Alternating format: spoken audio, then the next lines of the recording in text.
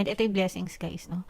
So, combo yung nakuha nating energy para sa inyo. Sagittarius, meron na kayong energy ng blessings. Meron pa kayong energy ng swerte. So, syempre sa mga readings, mga positive yung hina-highlight natin.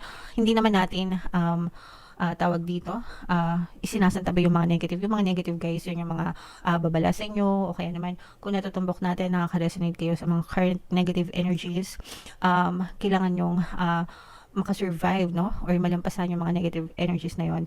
And then, iha-highlight natin yung mga positive energies kagaya nito, energy ng blessings, energy ng swerte.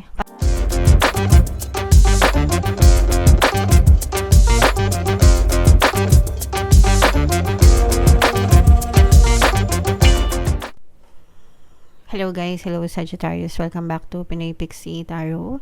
Ang pamagat ng episode natin for tonight is mid-month kapalaran para ngayong January 16 to 31 para sa Sagittarius, Sun, Moon, Rising Sign, and Venus. Unahin natin tong deck na to, mga kapiksi. Tingnan natin yung mga mensahe sa inyo.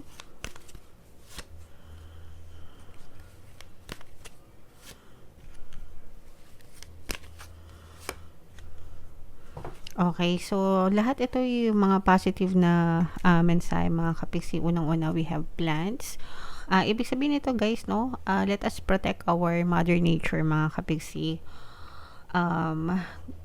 Kumbaga, kung ano man yung kaya natin gawin in terms of preserving Mother Earth and taking care, no, of our Mother Earth, mga kapiksi, gawin natin.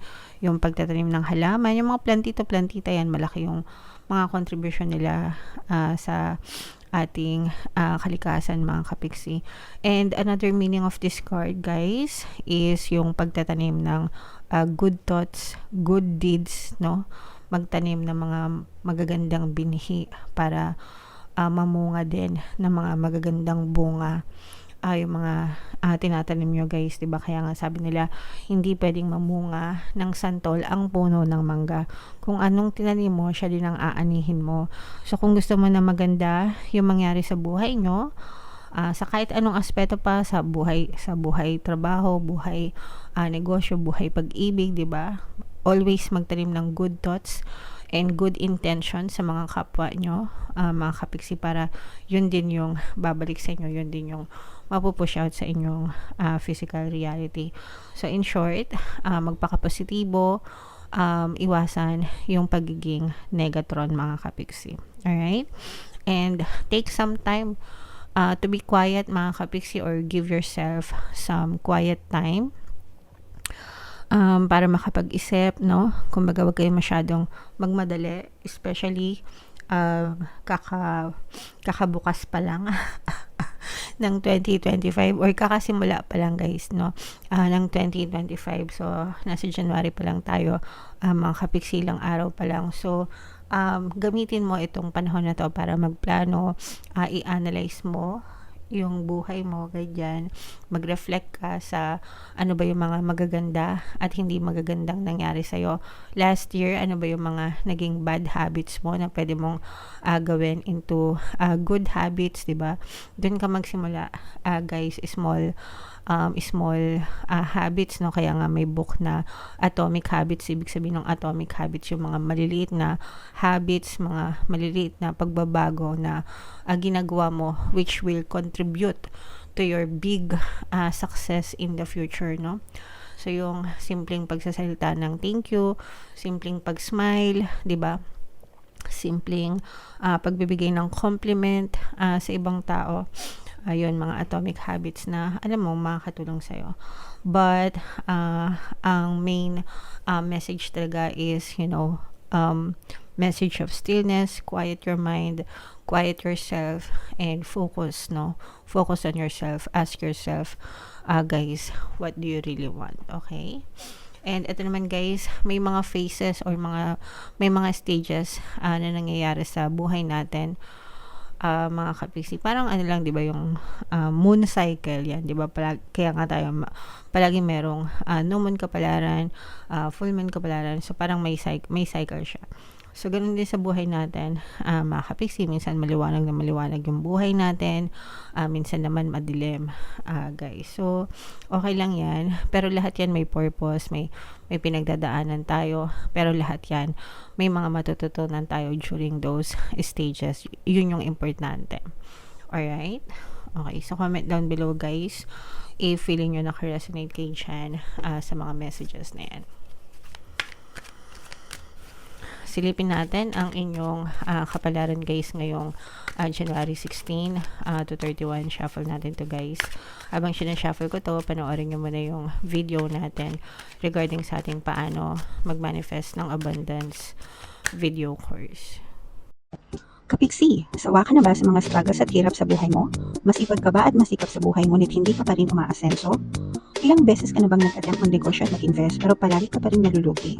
Sa pagkakataon na ito ay maaaring may subconscious beliefs ka na nagiging balakid sa iyong pag-unlad at pagyaman. Introducing, paano mag-manifest ng abundance video course. Dito ay matututunan mo ma-overcome ang mga balakid mo para tuluyan ka ng umunlad, umasenso, sumagana, maging matagumpay, successful at maswerte sa iyong kabuhayan, pera, trabaho, negosyo sa lapi at kaperahan ng bonggang-bongga. Dali, mag-send na ng email sa pinoypixitaro@gmail.com at simulan na ang iyong pagyaman ngayon. Alright, so sa lahat ng gusto mag-avail ng course, guys, yung promo natin ngayong January, magbibigay tayo ng 10% discount until January 31, kaya mag-avail na kayo.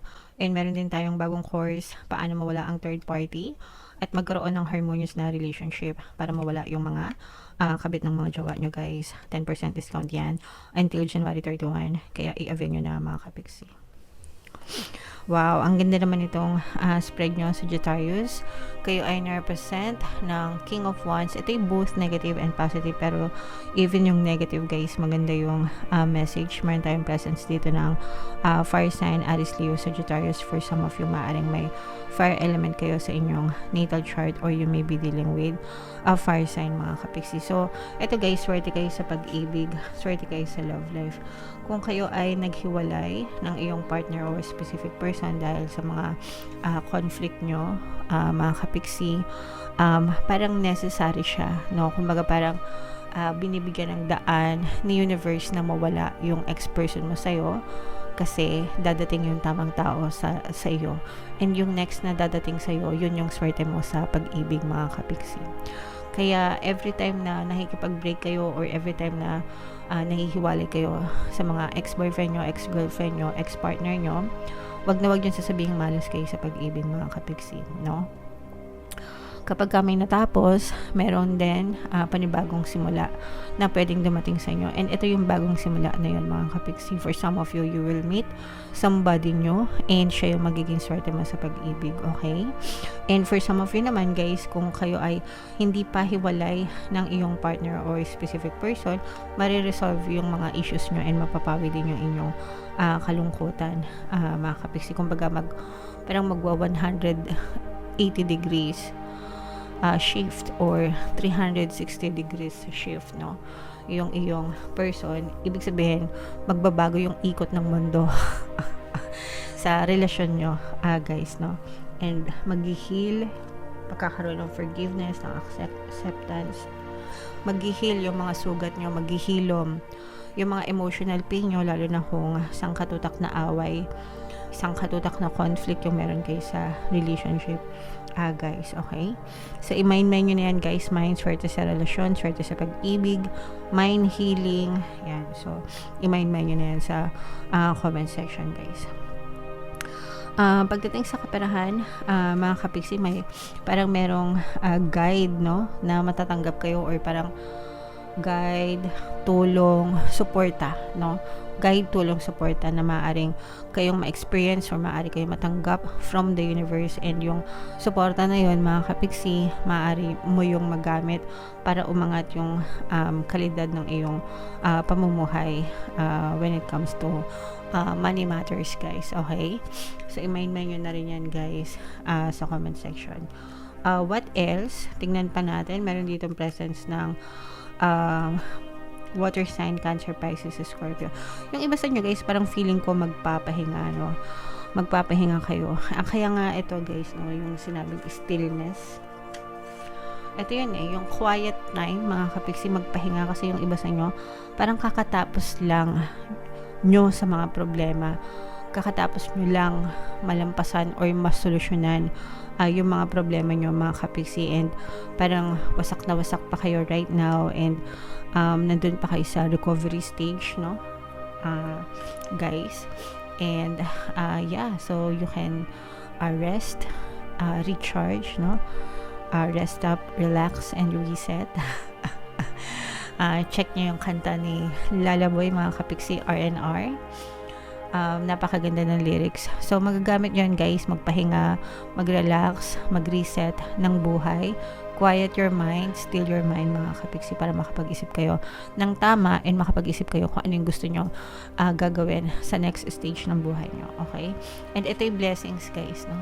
So combo yung nakuha nating energy para sa inyo.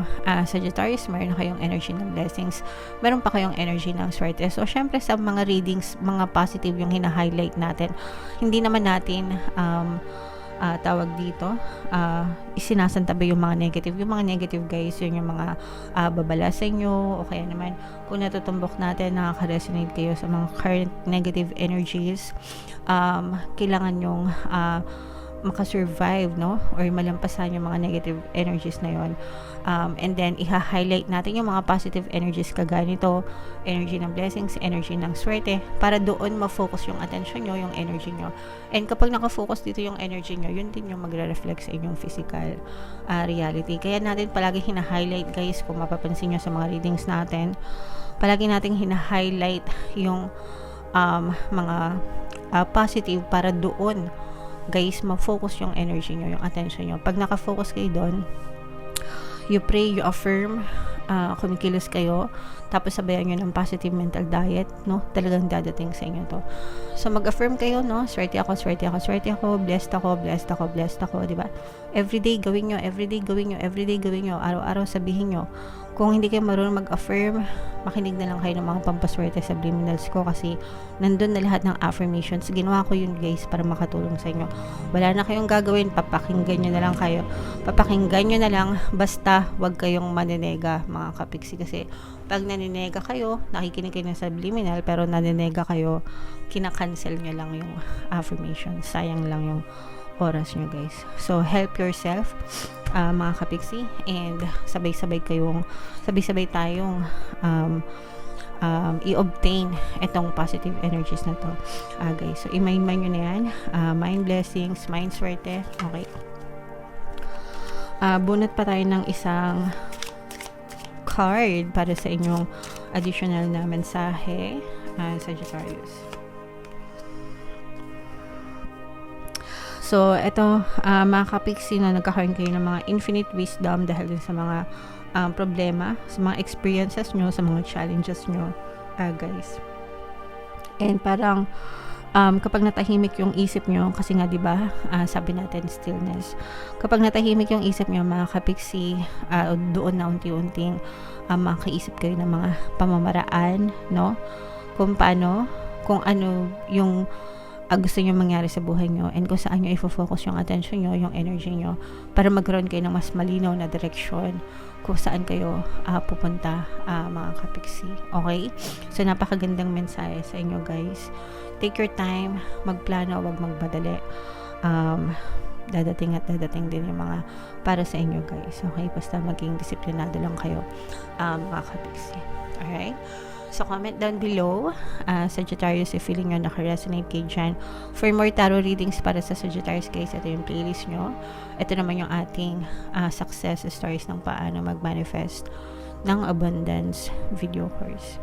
Click here to subscribe, guys. Ito yung ating mga pampaswerte subliminals. Thank you for liking, sharing, and subscribing. See you again next time. I love you all. Have a nice day. Bye-bye.